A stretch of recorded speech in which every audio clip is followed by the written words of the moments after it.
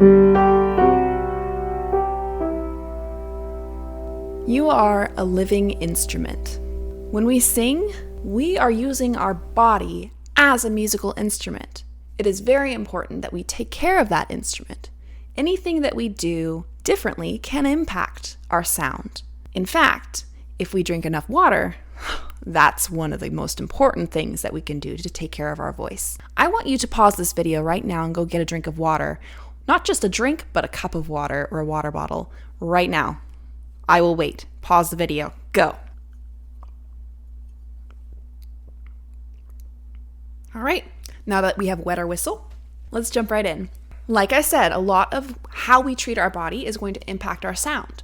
It's very important that we take care of any tension right here, all right? We don't want anything to be tense in our neck and shoulders.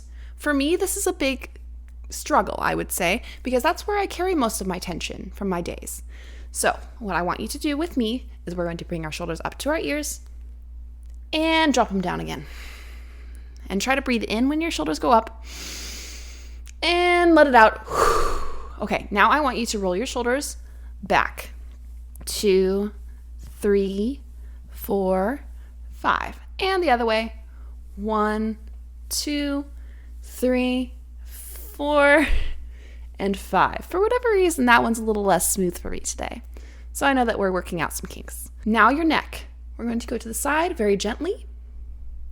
And we're going to roll forward, slowly, to the other side. Hold it there very gently. And forward again. Back to the start. And forward. And up again. We want to be careful not to drop our neck directly backwards, because that can actually be difficult for our neck muscles to control, and we might hurt ourselves. So let's just keep it to back and forth forward. Now breathing is next. Oh my goodness, you might think, I already know how to breathe. Well, let me tell you that breath support is the most foundational thing about singing. When we sing, we want to sit up straight, not like super rigidly, but comfortably. All right, so your shoulders should be back and relaxed. This way, we will have enough space for our air in our chest cavity. If you ever watch a sleeping creature or child breathe, you will notice that they are breathing with what looks like their stomach.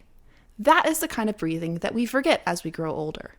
It's very important that we re-engage that form of breathing when we sing. So what I want you to do is put your hands right above your belly button. And I want you to just put like slight pressure there. If you want, you can hold your hands like an opera singer, but I mostly want you to feel how your stomach might move when you breathe. Usually when we breathe, our shoulders go up. But that's not going to help us when we sing. Instead, I want you to take a deep breath and let your stomach get full, as if that is where the air is going. In reality, of course, our air is in our lungs. When we breathe, if we push our stomach out when we breathe, what's really happening is we have a muscle that separates our lungs and our heart from all of our gut down here. So if we engage that muscle, what we can do is push all of that stuff out of the way, leaving us with more room for our breath. We will also have more control over how we use that breath as we sing. So how do we actually use that muscle, the diaphragm, to breathe? Well, like I said, if we try and keep our shoulders down and allow our stomach to go out when we breathe, that's a really great way for us to start to practice breathing correctly for singing. So I would like you to this time put one hand on your shoulder just to try to remind yourself to keep that shoulder down. The other hand can go right above your belly button or on your waist above your hip. And now, breathe in. Fill up your stomach. And I want you to make a sound. While you release the air like that, I want you to keep your stomach pushed out. We run out of air, we take another breath in, and our stomach goes out, and keep that stomach out while we breathe out. We do not want all the air to go pushed out, because then we lose all control.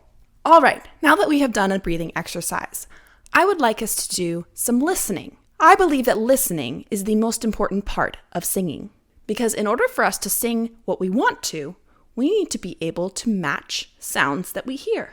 Now is time for a few warm-ups. Warm-ups sometimes can sound quite silly, but they allow our voice to get used to making the sounds we want it to. When I do warm-ups, I like to start with some noises. See if you can match what I am doing. Remember, breathe out, all your air out, breathe in, and we're gonna go, yoo-hoo! I know, quite loud, right? We're saying yoo-hoo, and we're gonna just, any note we like, try to match mine. If it's too high, that's okay. Deep breath, yoo-hoo! Again, quite high. Just go as high as you feel comfortable. Now I'm going to use a couple of sounds on the piano to guide my voice, and then you will repeat after me. Here we go. I'm going to sing this note.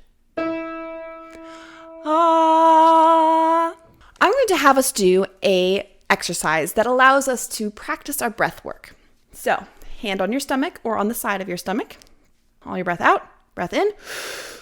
And remember to keep your stomach big. Ha ha ha ha ha. Ha ha ha ha ha. Ha ha ha ha ha. Ha ha ha ha ha. One more. Ha ha ha ha ha. Very good. One more quick warm-up. One of my vocal teachers used to tell me that she wanted me to move when I sang my warm-ups. And I mean full-on pacing the room, moving my arms around, because that helped me stay relaxed. So for this next exercise, I want you to try that. See if you can kind of move while you sing. And we're going to sing la-dee-da-dee-da. All right? Deep breath. La-dee-da-dee-da. La-dee-da-dee-da.